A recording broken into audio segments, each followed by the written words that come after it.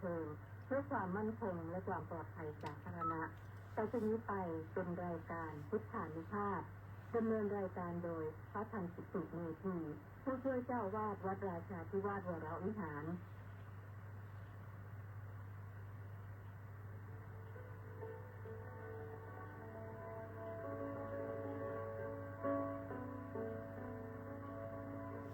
ได้เวลามาฟังพุทธานุภาพเพื่อรับทราบพุทธธรรมคำสั่งสอนเสริมมงคลให้ชีวิตก่อนหลับนอนและพักผ่อนสุขสบายกายใจเทิน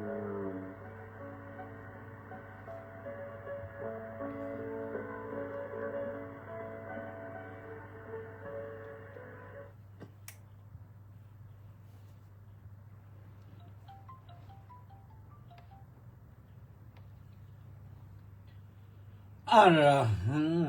สัมมาสัมพุทโธภะคะวาพุทธังภะคะวันตังอภิวาเทมิสวากขาโตภะคะวะตาธัมโมธัมมังนัมมัสสามิสุปฏิปันโนภะคะวะโตสาวกสังโฆสังฆังนะมามิขอถวายความนอบน้อมแด่พระรัตนตรัยขอคารวะพระเถรานุเถระเจริญสุขสวัสดีมายังท่านสาธุชนทุกท่านกลับมาพบกับรายการพุทธานุภาพก่อนสิ้นเดือนนะวันนี้วันที่จันทร์ที่30มีนาคมพระพุทธศักราช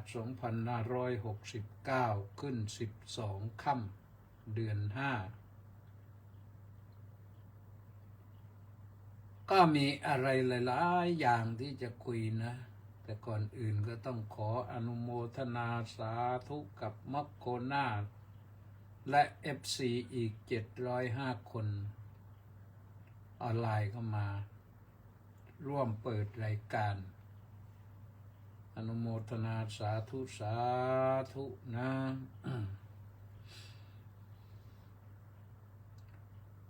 วันนี้มีภารกิจตั้งแต่เช้าเลยเนื่องจากว่าที่วัดโพวัดพระเชตุพนวิมลมังคลารามท่านจัดฉลองพระประสูติการสมเด็จพระอริยวงศาคตยานสมเด็จพระสังฆราชอุ่นนะครบ130 ปีได้รับนิมนต์ไปรับทักษิณาสวดมาติกาบังสุกุล9 โมงเช้าเสร็จก็รับจตุปัจจัยไทยธรรมอนุโมทนายถาเสร็จแล้วก็กลับมาทำธุระที่เทเวศหน่อยหนึ่งก่อนที่จะเลยมาถึงวัดคณะครูบาอาจารย์จากสมาคมไม่ใช่สมาคมไม่ใช่ศิษย์เก่านะเกิดสมาคมครูบาอาจารย์นะผู้เกษียณมานิมนต์ในวันที่25 เมษายนก็มีอาจารย์วีระผู้ช่วยศาสตราจารย์วีระนำทางมาอาจารย์ผู้หญิงอีกชื่อหนึ่งจำไม่ได้ซะแล้ว ก็มากัน2 คนแหละก็นั่งสนทนากันมีอาหารมาถวายด้วยจบจากสนทนาก็ได้เวลาเพล นเสร็จก็ได้พักผ่อนหน่อยหนึ่งบ่าย2 โมงก็ไปต่อวันนี้มีประชุมคณะกรรมการธรรมยุทธที่ห้องประชุมแม่กองธรรมสนามหลวงหน้าวัดบวรนิเวศวิหารก็เป็นกรรมการอยู่ก็ว่ากันไปจบที่นั่นก็กลับวัดก็นั่งทำนอนนี้หน่อยสักครู่หนึ่งก็เวลาประมาณสัก4 โมงครึ่งก็ออกจากกุฏิไปเป็นประธานสวดชยันโตแล้วก็มอบใบตราตั้งพระครูสังฆรักษ์ในนามของพระราชมงคลกวีมอบถวายแก่ท่านพระอาทิตย์ขันติโกแต่นี่ไม่ใช่พระอาทิตย์ธรรมดาแล้วเป็นพระครูสังฆรักษ์อาทิตย์แล้วก็ได้ไปเรียบร้อย ก็มีโยมแม่มาเป็นกำลังใจด้วยกำลังใจแม่ด้วยกำลังใจลูกด้วยก็มีเพื่อนพระและก็ญาติโยมก็ไปร่วมกันบ้างหลายท่านหลายคนอยู่เราก็เสร็จแล้วก็ออกเดินกลับวัดก็ไม่ใช่กลับวัดกลับคณะกลับกุฏิเดินก็แวะเยี่ยมไปเยี่ยมต้นไม้เอาต้นไม้ต้นน้ำเลียบนะสมอจีนนะต้นน้ำเลียบนะไปปลูกฝากไว้ที่คณะบน2 ต้นก็ดูขึ้นสวยงามดีปลูกไว้หน้าพิพิธภัณฑ์ต้นหนึ่งแล้วก็ปลูกที่ริมคูน้ำหน้าพระอุโบสถอีก2 ต้นรวมกันแล้วสั่งมา5 ต้นวันนั้นดูยังสดใสดีทุกต้นไม่รู้ต้องใช้เวลากี่ปีน้ำเลียบถึงจะผลิดอกออกผล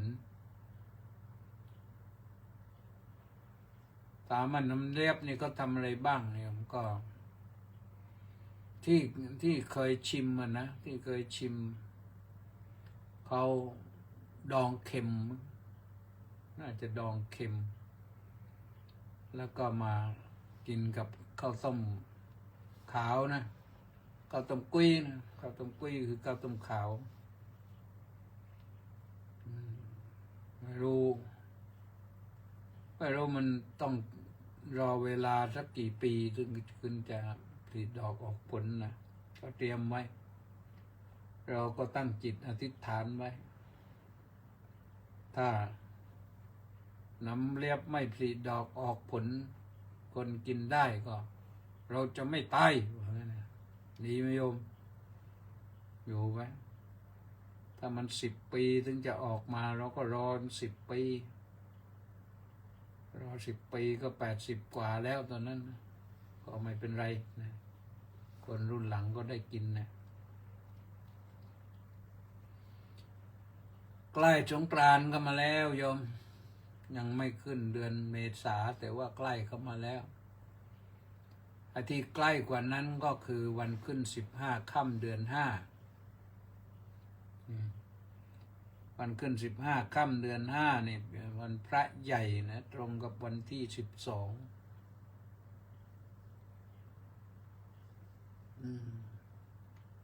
ตรงกับวันที่12ไม่ใช่วันนี้ขึ้น12 ค่ำก็ขึ้น15 ค่ำเดือน 5ก็ตรงกับวันที่2วันที่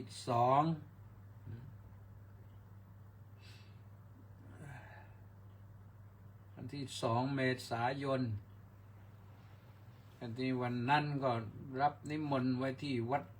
โสธรวรารามพระอารามหลวงนู่นก็ยังไม่รู้ว่าจะไปอย่างไรดี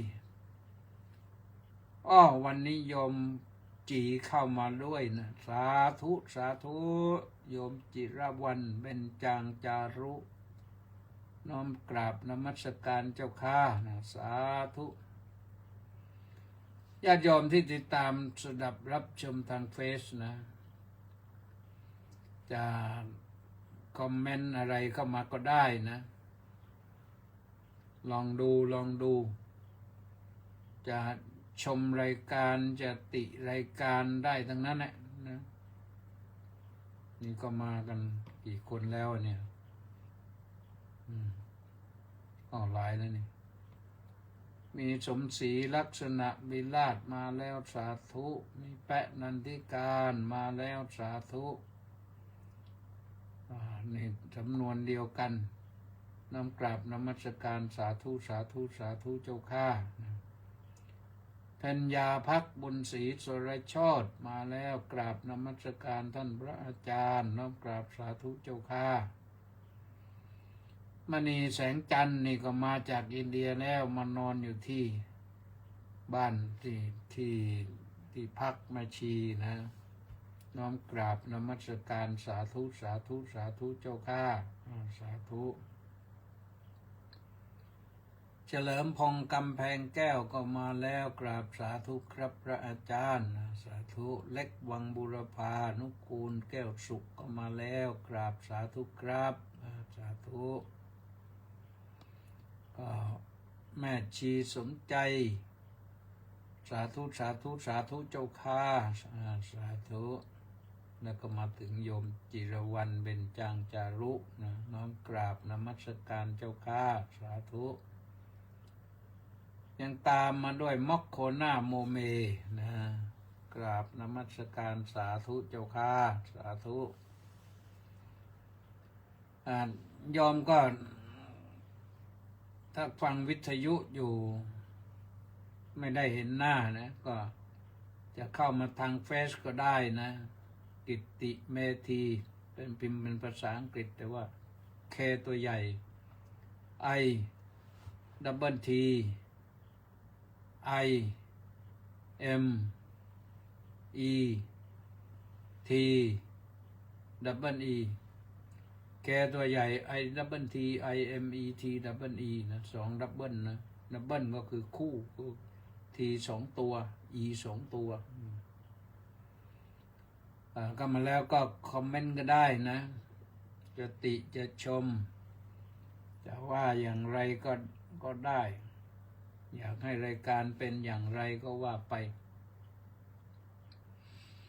วันนี้อยากจะชวนญาติโยมมาบวชชีพราหมณ์กันก็ได้นะวันสงกรานต์นี่3 วันหนึ่ง3 วันหนึ่งเรามีที่พักมีห้องที่พักบ้านแม่ชีไปก็มาสวดมนต์กันมาฟังเทศน์ฟังธรรมฟังธรรมะบรรยายนึกอยู่ว่าจะบรรยายธรรมให้ฟังใต้ศาลาการประเรียนวันพระก็ขึ้นข้างบนวันไม่พระก็ลงข้างล่างนั่งตากลมสบายๆนะนั่งตากลมนะโยมนะข้างล่างมันลมดีกว่าเย็นกว่าศาลาการประเรียนนั้นชั้นล่างนั่งสบายไม่ต้องขึ้นด้วยสว.ทั้งหลายไม่ต้องเป็นทุกข์เดือดร้อนว่าจะขึ้นบันไดไม่ไหวจะนั่งแบบเก้าอี้หรือจะนั่งพื้นก็ได้ที่พื้นที่ศาลาการประเรียนเนี่ยญาติโยมผู้ใดเคยไปที่ศาลาการประเรียนแล้วนั้นพึงทราบว่าใต้พื้นหินที่เรานั่งเราเดินกันอยู่นั่นเป็นสระน้ำนะเป็นสระน้ สระน้ำกว้างใหญ่เขาทำเป็นสระไว้ใช้น้ำล้างส่วนมากก็ใช้น้ำล้างพื้นนะไม่ได้ใช้ทำอื่นแต่ปลาอยู่นะปลาเข้าไปอยู่ไม่รู้มาได้ไงทราบข่าวว่ามีปลาดุกแต่มาไม่เคยเห็นนะแต่พระนี่ไปตักน้ำมั่งทำอะไรดูดน้ำล้างพื้นนะก็เห็นนะก็ขอเชิญนะถ้ามีสัก10 คนก็จะเปิดเป็นคอร์สเลย3 วันเนี่ยอบรมกันทั้ง3 วันสวดมนต์บ้างฟังธรรมบ้างแต่อันดับแรกก็คือรับศีลไว้แล้วศีลรับครั้งเดียวมันสวดมนต์สวดธรรมจักรหรือสวดอะไรสวดได้หมดอะนะนำสวดดูตัวอย่างดูแบบมีอยู่ในตำราอยู่แล้วถ้าพร้อมก็จะเป็นหมู่เป็นคณะมาก็ได้นะสัก9 คน10 คน15 คน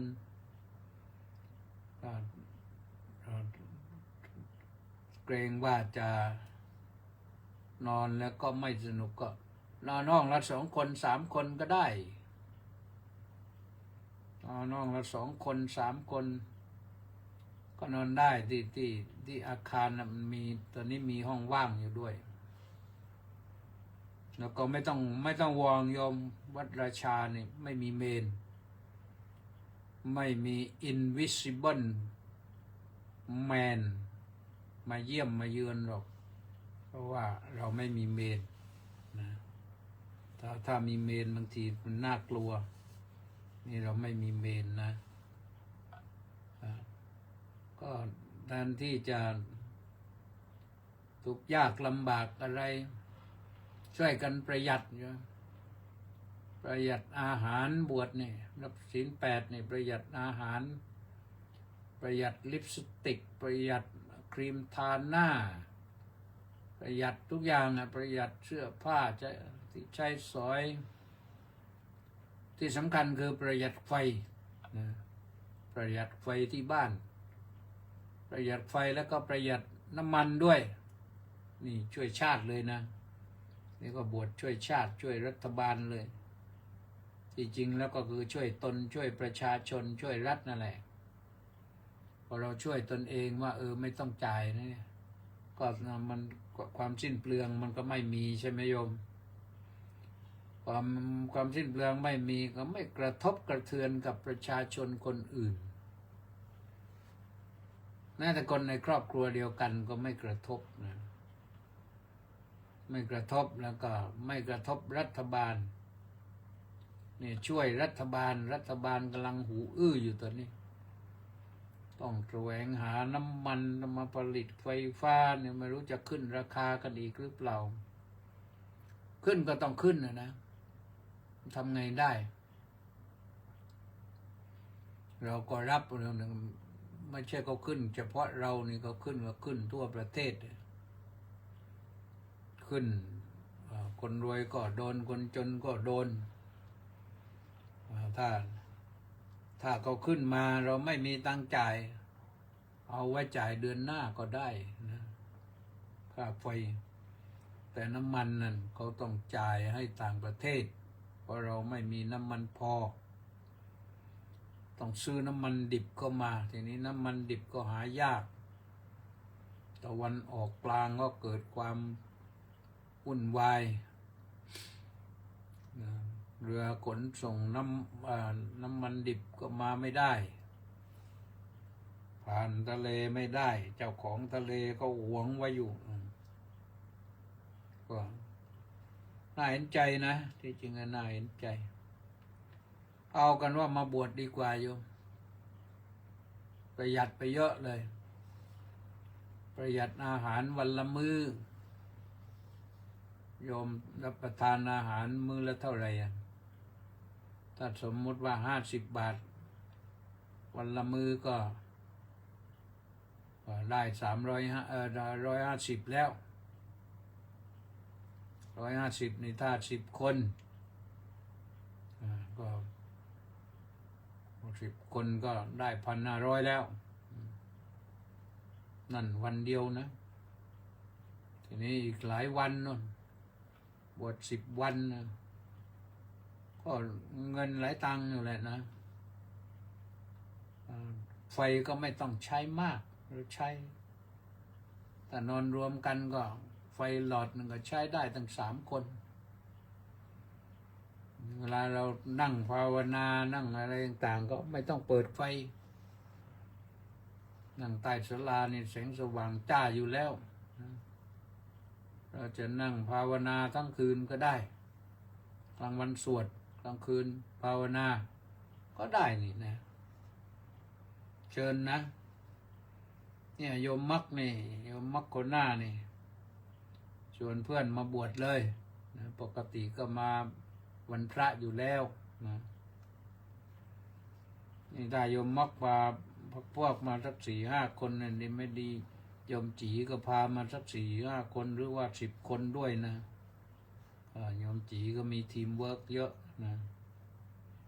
มาบวชสัก3 วันนะจัดการ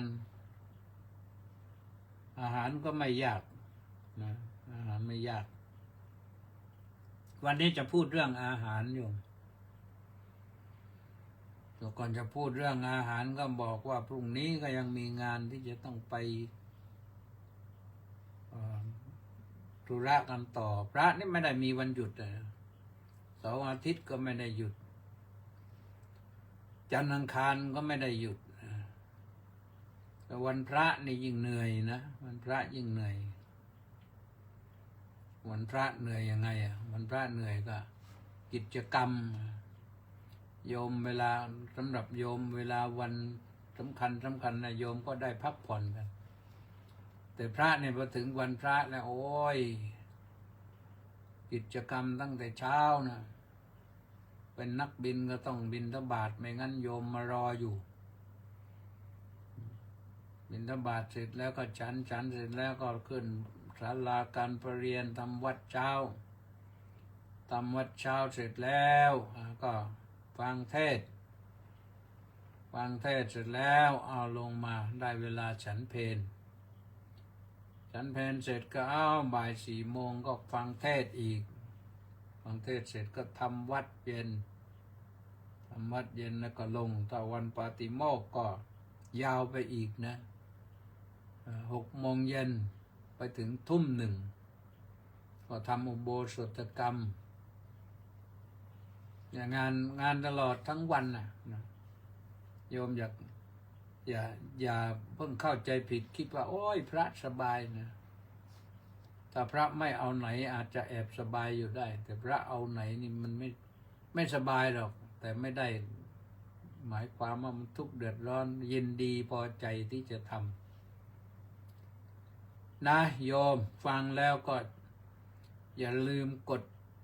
ไลค์กดแชร์นะไลค์ก็คือบอกว่าชอบแชร์ก็แบ่งปันให้เพื่อนพ้องน้องพี่ด้วยนะวันนี้พูดเรื่องอาหารนะอาหารคืออะไรยอมฟังแล้วถามอะไรอาหารก็คือสิ่งที่กินได้เรียกว่าอาหารพระพุทธเจ้าไม่ได้มองแค่นั้นนะพระพุทธเจ้ามองมากไปกว่านั้น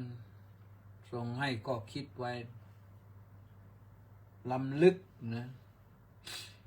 ล้ำลึกยังไงนะทรงแสดงอาหารไว้4 อย่าง 1. กัปลิงการาหารกัปลิงการาหารนี่ชื่อพระนะชื่อในทางศาสนาพอแปลออกมาก็คืออาหารคือคำข้าวนี้คำข้าวนี่หมายถึงทุกอย่างมันจะเป็นหมาล่าจะเป็นจอกจะเป็นอะไรของอาหารไทยอาหารจีนอาหารญี่ปุ่นอาหารเกาหลี ก็ก็ก็รวมในคำว่าอาหารคือสิ่งที่จะต้องกลืนกินเข้าไปเพื่อบำรุงร่างกาย ที่เรารับประทานอาหารนี่เพื่อบำรุงร่างกายเหมือนกับต้นไม้ที่เราปลูกแล้วเราต้องใส่ปุ๋ยถ้าให้ปุ๋ยดีต้นไม้รู้สึกพอใจต้นไม้เขาก็จะเติบโตแต่ถ้าเป็นไม้ดอกก็จะผลิดอกออกผลได้สวยงามแต่ไม่ใช่ว่าเติมปุ๋ยอย่างเดียวต้องรดน้ำด้วยนะปุ๋ยมันไปทำให้ดินร่วนดินดีรดน้ำต้องรดน้ำต้นไม้ก็จะเจริญเติบโตร่างกายของเราก็เหมือนกันต้องการอาหารคือคำข้าวต้องการอาหารที่เราบริโภคเข้าไปเพื่อบำรุงร่างกายนี่บริโภคแล้วก็ไม่ใช่ว่าอย่างใดอย่างหนึ่งแล้วจะอยู่ได้เราเป็นประเทศเกษตรกรรมทำนามาก14-15 ล้านไร่ทั้งกินทั้งขายซื้อรถไฟขายซื้อเครื่องบินขายซื้อรถยนต์สารพัดเนี่ยเราจะขายข้าวซื้อเรือดำน้ำอย่างนี้ไม่รู้ได้หรือยังเนี่ยก็ส่วนหนึ่งเราก็กินที่เราขายไปนะเพื่อแบ่งปันให้คนอื่นก็ได้กินบ้างเพราะข้าวไทยเป็นข้าวดีเป็นกินแล้วมีพลังแล้วเอาไปทำอะไรก็เรียกว่าทำแปรรูปไปได้หลายอย่างไปทำประเภทอาหารโน่นอาหารนี้เนี่ย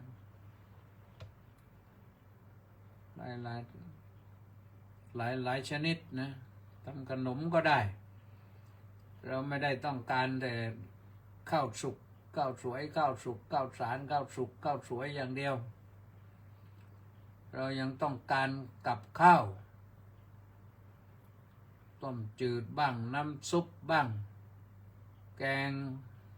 ส้มบ้างแกงเหลืองบ้างแกงเผ็ดบ้างแกงพริกบ้างแกงกะทิบ้างแกงมัสมั่นบ้างแกงอะไรเดี๋ยวนี้ฝรั่งชอบมากเนี่ยฝรั่งชอบมากก็เรียกแกงอะไรแล้วก็มีบริโภคมีจำหน่ายกันทั่วไปแหละนะ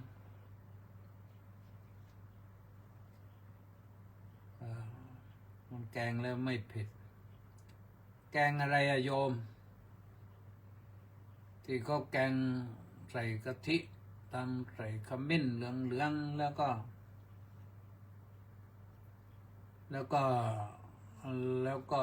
มีมะเขือพวงอะไรด้วยเนี่ยก็ส่งก็นั่นลงไป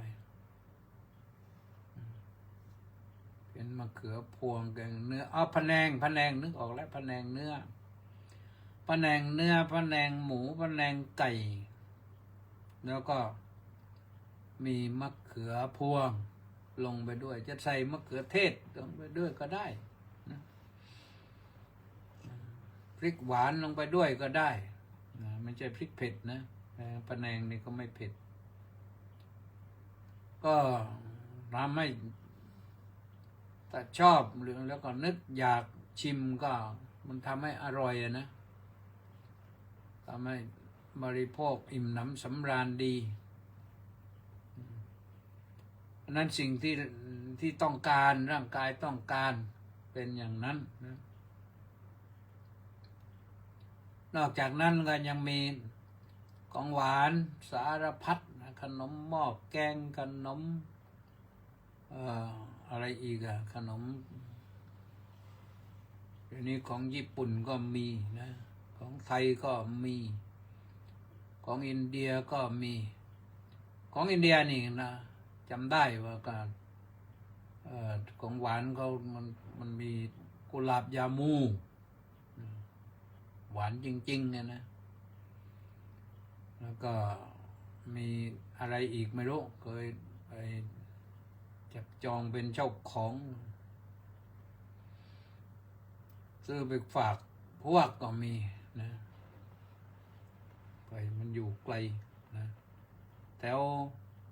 ทางระหว่างทางระหว่างราชคฤห์ไปนาลันทาเนี่ยมันจะมีอยู่นะระหว่างราชคฤห์นาลันทาหรือว่าระหว่างพุทธกยาไปราชคฤห์แถวนั้นนะมีอยู่ขนมเขาเรียกขนมขาชาเนี่ยมันไม่ใช่กินแล้วขาเดินไม่ได้นะแต่หมายถึงชื่อเขาอย่างนั้นภาษาเขาอย่างนั้นไม่รู้เขาแปลว่าอะไรขาชาถ้าขานะนั่นแปลว่ากินที่ชาเนี่ยก็แปลว่าเกิดแต่ขนมนี้เขาทำแป้งแล้วก็ชุบน้ำตาลหรืออะไรเนี่ยก็มีคุณภาพอยู่นะอันนั้นก็เป็นอาหารร่างกายนะเป็นอาหารร่างกายทำให้ร่างกายนี้สมบูรณ์มีแกงกะทิแกงส้มแกงเทโพแกงขั่วเนื้อนะก็เป็นที่นิยมกันเหมือนกันสำหรับคนที่รสนิยมรสชาติถ้าไปทางปากใต้นะนี่ประสานเรื่องดิบเข้ามาแล้วนี่ไปปากใต้นะไปนครศรีธรรมราชนี่ก็ต้องต้มเครื่องในวัวต้มใบชะมวงนะต้มใบชะมวงอันนั้นประเภทอาหารแต่เมืองไทยเรานี่มีอาหารหลากหลายแต่อาหารที่หลากหลายที่สุดจริงๆก็คืออาหารภาคอีสานนะหลากหลายมากๆนะหลากหลายมากๆเพราะว่าอีสานหลายจังหวัดปรุงอาหารต่างกันไปอาหารเหนือก็มากแต่สู้อีสานไม่ได้ภาคใต้นี่ประเภทอาหารน้อยที่สุดนะแล้วก็มีอย่างเดียวที่คนอื่นไปชิมแล้วรู้สึกว่ายากนะรู้สึกว่าใครอดีตนายกเศรษฐามึงไปชิมแกงไตปลาทีหนึ่งโอ้โหน่าเห็นใจเลยนายกเศรษฐาท่านคนเพชรบุรีนี่ไปชิมแกงไตปลาปากใต้นะก็แกงเผ็ดซะด้วยนะเอาละแต่ว่าคนชอบเผ็ดก็ชอบรู้สึกว่าคนทางอีสานก็ชอบอยู่เหมือนกันนะแกงไตปลาเนี่ยพระพุทธเจ้านั้นสอนไว้เรื่องกินอาหารเนี่ยสอนให้พิจารณานะปฏิชั่งฆาโยนิโสปินปาตังปฏิเสวามิในวัดวายะนมดายะนมันดนายะเป็นต้นแปลว่าเราพิจารณาแล้วจึงฉันอาหารนี้เนี่ยไม่ใช่เพื่อเล่นนะเนวดวายะนะนมันดนายะไม่ใช่เพื่อให้อ้วนไม่พีไม่ใช่เพื่อประดับตกแต่งไม่ใช่เพื่ออะไรต่างๆแต่ฉันอาหารไปเพื่อให้ร่างกายนี้อยู่ได้เพื่อให้ร่างกายนี้ปฏิบัติธรรมได้เพื่อบรรเทาความหิวที่มีมาแล้วและเพื่อป้องกันความหิวที่ยังไม่เกิดซึ่งมันอาจจะเกิดขึ้นเพราะฉะนั้นก็พระพุทธเจ้าให้ฉันให้พระฉันด้วยความสำรวมไม่ใช่ฉันแบบสนุกสนานเพราะฉะนั้นจะเห็นโยมเวลาพระจะทำบุญฉลองอายุวัฒนมงคลอะไรนี่พระท่านจะนั่งฉันกันเงียบเหมือนกับว่าอร่อยจังอะไรเงี้ยนะอาจจะอร่อยก็ได้แต่ท่าน ฉันด้วยความสำรวม ไม่ใช่เหมือนโยมนะแต่ไปฉลองวันเกิดทีแล้วโอ้ยต้องเหมากันใหญ่เลย มีทั้งดนตรีทั้งอะไรทั้งดื่มทั้งนั่นนะโยมเนี่ยถ้าบริโภคอาหารแล้วไม่ใช่บริโภคแต่ปากอย่างเดียวตาก็อยากจะบริโภคด้วยหูก็อยากจะบริโภคด้วย คืออยากดูแล้วก็อยากฟังเพลงแล้วก็จมูกก็สับดนจะไปอาหารจมูกก็จะเอาอีกปากก็เอาอีกร่างกายก็จะเอาอีกเรียกว่าบริโภคฉลองกันเต็มที่เลยเสร็จงานก็เจ๊งไปตามๆกันนะนั่นก็คือเรื่องอาหารพระพุทธเจ้าให้พิจารณาเสียก่อนถึงฉันว่ากันจริงๆแล้วถ้าเจริญกรรมฐานหนักไปกว่านั้นนะพระองค์แนะนำให้ถึงเจริญอาหารเรปฏิกูลสัญญาให้พิจารณาว่าอาหารที่ยังไม่บริโภคเข้าไปนั่นเห็นว่ามันที่จริงแล้วมันก็เป็นสิ่งปฏิกูลแต่ว่าปฏิกูลอย่างไรอย่าว่าไปยาวนะเดี๋ยวโยมกำลังนั่งทานอาหารอยู่อยากจะฟังว่าอาหารปฏิกูลอย่างไรนั่นวันสงกรานต์มาสิบวชชีพราหมณ์เลยโยมเพื่อประหยัดอย่างที่ว่านะนี่อาหารก็แรกนะกัปลิงการาหารประการที่สองก็ผัสสะอาหารเนี่ยอาหารที่ว่านี่แหละอาหารคือผัสสะตาต้องได้เห็นรูปที่สวยๆหูต้องได้สัมผัสกับเสียงที่ไพเราะจมูกก็ได้สัมผัสกับกลิ่นที่หอมๆปากก็ได้ลิ้มชิมรสที่อร่อยกายก็ได้สัมผัสเย็นร้อนอ่อนแข็งที่ชื่นใจยอมทั้งหลายก็คงชื่นใจมาบ้างแล้วแต่เราพระไม่รู้เรื่องหรอกนะแต่พระอยู่ในอากาศที่ไม่ร้อนเกินไม่หนาวเกินก็ถือว่าอยู่ได้นะก็ชื่นใจเหมือนกันเอาตรงเนี้ยนั่นย่อๆนะผัสสะอาหารประการที่สามก็คือมโนสัญเจตนาอาหารใจอาหารคือความคิดใจนี่ต้องคิดสัญเจตนาให้มโนได้มีเวลาคิดบ้างคนที่ไม่คิดอะไรนี่คือคนที่หาความฉลาดไม่ได้เลยอย่างนั้นก็ฉลาดที่สุดแล้วซึ่งหาไม่ได้นะแต่อย่างพระสัมมาสัมพุทธเจ้านะทรงคิดมาหนักแล้วถึงผลสุดท้ายพระองค์ไม่ต้องคิดแล้ว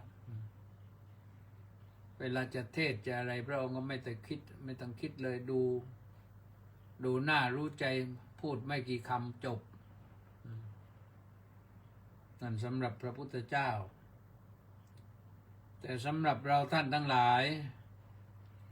ก็ต้องคิดไปเลยอย่างเนี่ยอาตมาจะไปเทศอย่างนี้ก็ต้องคิดก่อนว่าจะไปเทศเรื่องอะไรดีนะหรือแม้แต่อย่างวันนี้อย่างวันนี้ที่จะมาพูดเนี่ยอาตมาคิดมาก่อนนะคิดว่าคืนนี้จะพูดเรื่องอะไรให้ญาติโยมฟังเนี่ยต้องคิดแล้วก็วางแผนนิดหน่อยไม่งั้นก็ไม่ได้เรื่องนะนั่นก็เรื่องนึงนะเรื่องของอาหารใจพูดง่ายๆอาหารใจมโนสัญเจตนาอาหารถ้ามีเรื่องเมตตากรุณามุทิตาอุเบกขานี่ก็เป็นอาหารใจโยมภาวนาแผ่เมตตาให้แก่ญาติพี่น้องบุพการีชนผู้ล่วงลับไปแล้วก็ขอให้เป็นสุขเถิดนี่ก็ ก็เป็นเรื่องของอาหารใจ ถ้าเราไม่ชอบใครแล้วเราก็ไม่แบ่งให้นะใจมันจะเป็นอย่างนั้น นั่นก็เรื่องหนึ่งนะเพราะฉะนั้นการอาหารใจนี่มันมีได้ทั้งขั้วบวกขั้วลบทั้งชอบทั้งไม่ชอบทั้งเป็นบุญทั้งเป็นบาปบางทีก็เกิดความโกรธความเกลียดความอิจฉาริษยามากๆอาหารใจมันเป็นพิษเอาสิ่งเหล่านั้นมาเป็นอาหารใจเนี่ยมันใจจะมีพิษถูกสารพิษย่อมมาก็อันตรายได้นะอาหารอีกชนิดหนึ่งคือวิญญาณอาหารวิญญาณอาหารคือวิญญาณเนี่ยหมายถึงความรู้นะนี่ไม่ใช่วิญญาณที่ท่องเที่ยวไปหาที่เกิดไม่ใช่วิญญาณที่เที่ยวปรากฏปลุกโลให้คนขลาดคนกลัวแต่มันอยู่ที่เนี่ยอยู่ที่อวัยวะของเรานี่แหละอวัยวะสัมผัสนี่จักขุวิญญาณโสตวิญญาณคานะวิญญาณชิวหาวิญญาณกายวิญญาณมโนวิญญาณเนี่ยอันนี้พูดถึงเรื่องความรู้วิญญาณอาหารเนี่ยความรู้ที่เกิดทางตาถ้าไม่มีวิญญาณตัวนี้ความรู้ก็ไม่เกิดความรู้เกิดขึ้นเพราะมีวิญญาณจักขุวิญญาณแล้วก็มีตาแล้วก็ต้องมีรูปารมณ์ด้วยอารมณ์คือรูปมีรูปมีตามีรูปกับตาอย่างเดียวก็ไม่เกิดผลอะไรเลยถ้าไม่มีวิญญาณเนี่ยที่จริงถ้าอธิบายละเอียดตามมหาสติปัฏฐานละเอียดกว่านี้อีกต้องแสดงให้เห็นตั้งแต่เริ่มต้นว่าเมื่อเรามีตาเรามีวิญญาณแล้วนี่ต้องมีรูปอยู่ข้างนอกรูปอยู่ข้างนอกแล้วตานี่ต้องไปสัมผัสกับรูปไปแอทแทกกันนะผัสสะนะแอทแทกกันนะไปกระทบกระทั่งกันมันจึงได้เห็นยอมลองนั่งนึกภาพดูถ้าเรามีตาแต่ตามันบอดเนี่ยรูปอยู่ข้างหน้าก็ไม่เห็นพอไม่เห็นถ้าเราก็เพราะว่าไม่มีวิญญาณไม่มีสัมผัสนะจะให้เป็นไปได้มันก็ต้องมีสัมผัสมีวิญญาณเกิดขึ้นเนี่ยพระพุทธเจ้าสอนละเอียดยิบอย่างนี้ถ้าจะทำความเข้าใจให้ละเอียดทีนี้ไม่ใช่เฉพาะตาหูก็มีโสตประสาทนะโสตวิญญาณคำว่าประสาทก็คือที่ตั้งมันนะแต่ว่าหูต้องมีวิญญาณหูวิญญาณหูก็คือโสตวิญญาณโสตวิญญาณจะประสบความสำเร็จเกิดประโยชน์โสติผลได้ก็ต้องมีเสียงมากระทบถ้าเสียงด่าเราก็กรี๊ดเลยทันทีเลยกรี๊ดไม่ใช่กรี๊ดปรี๊ดเลยนะโดนเสียงด่ากันถ้าโดนเสียงชมก็แม้มันชื่นใจนะ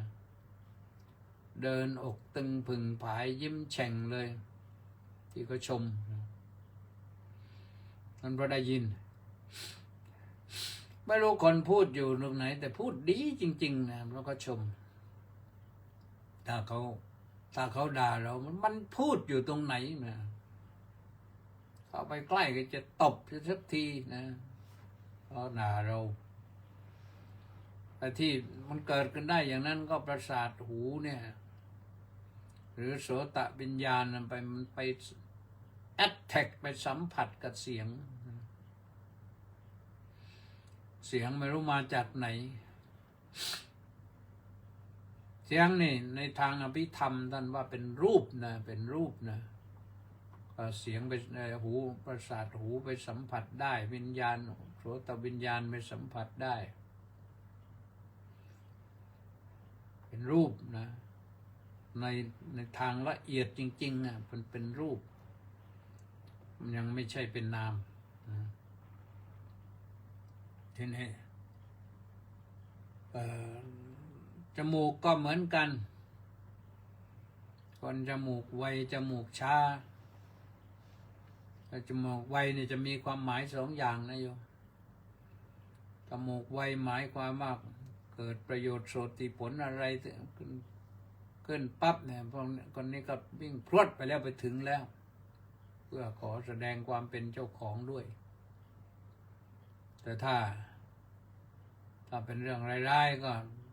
หนีกระเจิงนะพอเจอกลิ่นเหม็นก็ไปสัมผัสจมูกตาเห็นก็ไม่รู้ว่ามันเหม็นไม่เหม็น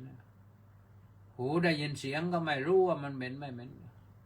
เรื่องเหม็นเนี่ยต้องถามจมูกนะจมูกเท่านั้นทำหน้าที่ในขณะเดียวกันปากก็มันที่ว่ามันอร่อยนะตาเห็นก็อร่อยไม่ได้หูฟังก็อร่อยไม่ได้จมูกได้กลิ่นก็อร่อยไม่ได้ปากนี่ได้ลิ้มชิมรสแล้วก็ว่าอร่อยนี่มันเรื่องของวิญญาณอาหารนะเป็นวิญญาณอาหารเพราะฉะนั้นตาเห็นรูปหูได้ฟังเสียงจมูกได้ดมกลิ่นลิ้นได้ลิ้มรสกายได้สัมผัสอารมณ์ภายนอกเป็นรูปนะแล้วก็ใจสัมผัสธรรมารมณ์อารมณ์ที่เกิดกับใจอย่างเดียวอันนี้ก็เป็นเรื่องที่เป็นอาหารนะถือว่าเป็นอาหารเป็นอาหารใจเหมือนกันนะแต่ว่ามันพูดใจอย่างเดียวก็ไม่ได้เพราะมโนสัญเจตนาอาหารมีอยู่แล้วอันนี้เป็นวิญญาณอาหารก็คืออาหารเป็นเรื่องของความรู้ความรู้ก็เป็นตัวปัญญานะตัวความรู้ตัวนี้ถ้ารู้ได้ละเอียดลึกซึ้งก็เป็นสัมปชัญญะรู้สึกตัวทั่วพร้อมนี่ท่านสาธุชนทั้งหลายเพราะฉะนั้นนะเรามีอาหารอยู่พร้อมแล้ว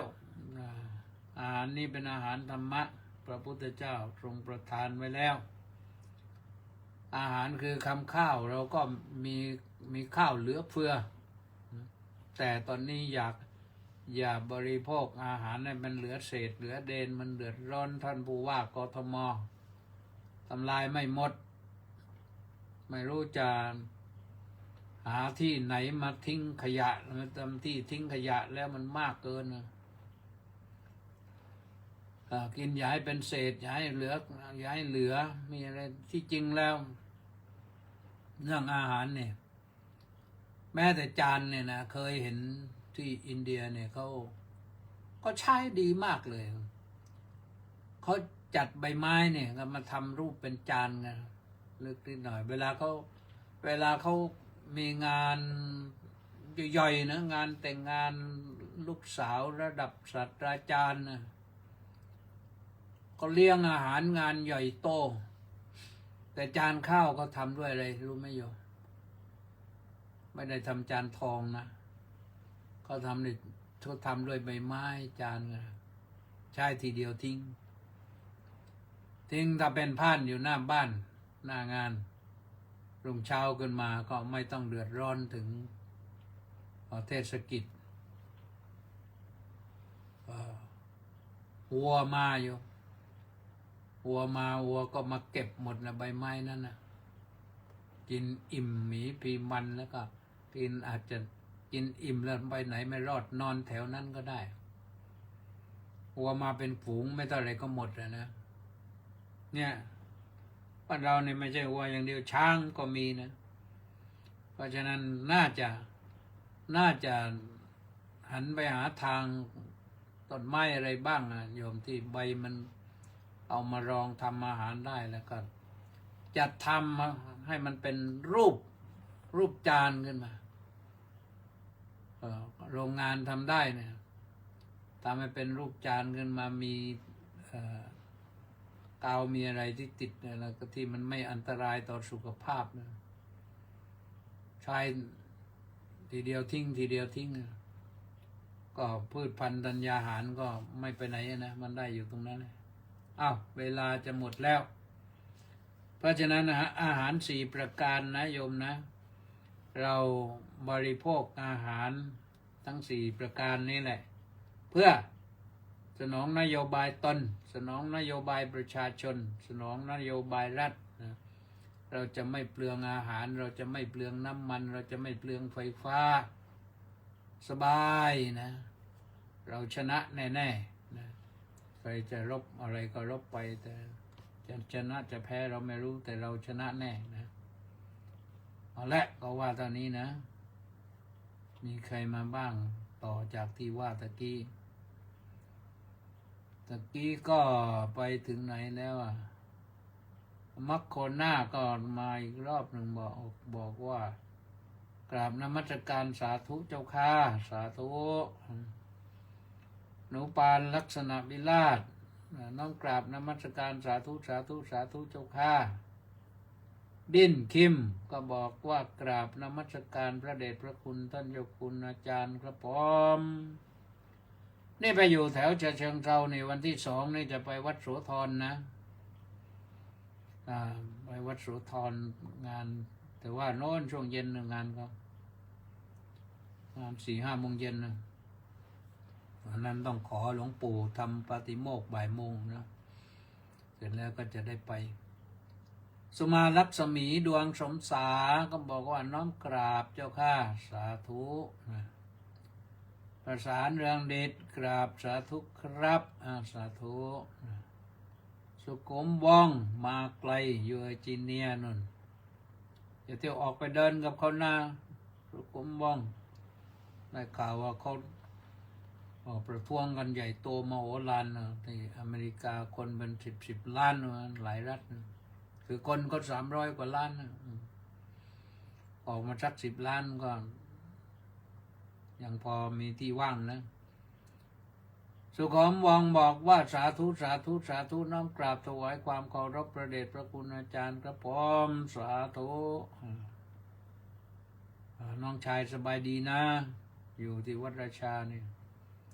แล้วก็กิมอินบุญแท่นโอ้มาคนสุดท้ายเลยเนี่ยกิมอินบุญแท่นกราบนมัสการเจ้าค่ะสาธุเจ้าค่ะก็มีเท่านี้แฟนเพจหายหมดแล้วนะเหลือตอนนี้วันนี้ก็อย่าลืมนะตั้งแต่วันที่1เป็นต้นไปนี่จะใช้เวลา30 นาทีนะเรียกพวกมาติดตามใหม่มาไม่ต้องนอนดึกช่วยประหยัดไฟช่วยประหยัดน้ำมันนะจัดรายการ30 นาทีพอเอาละวันนี้ขอความสุขความสวัสดีความเจริญในธรรมของพระสัมมาสัมพุทธเจ้าจงมีแก่ทุกท่านสัพพพุทธานุภาเวนะสัพพธรรมานุภาเวนะสัพพสังฆานุภาเวนะสดาโสธีพระวันตุเตพรุ่งนี้พบกันใหม่สวัสดี